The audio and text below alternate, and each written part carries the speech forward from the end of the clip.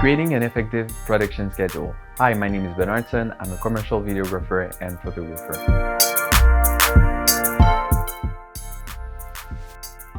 When you decide to use video content for your company or organization, creating a schedule before you start will help. This could match a real self-imposed deadline or simply exist to make sure you align all your other efforts with the video project. After all, video exists in conjunction with many other types of activity you can do to benefit your brands or employees.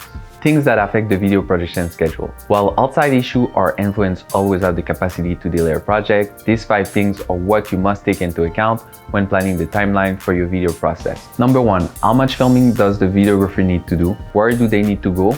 And do it need to happen at a specific time?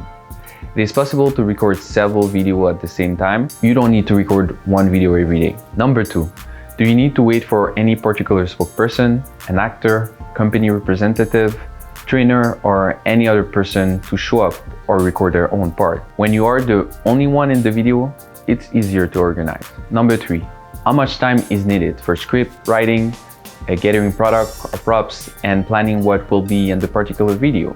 Video seems easy because the challenges don't show up in front of the camera. We either fix it in pre-production or in post-production. Number 4, what level of production and editing is needed to create the final project that responds with your particular need or interest?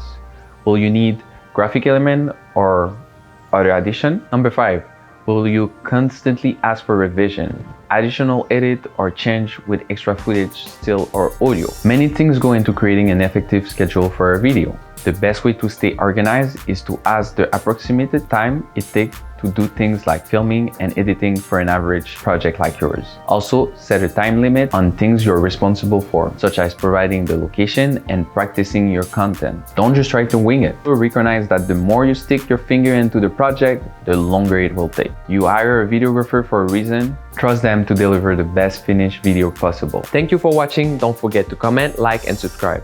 If you want to check out the online workshop, you will find the link in the description below.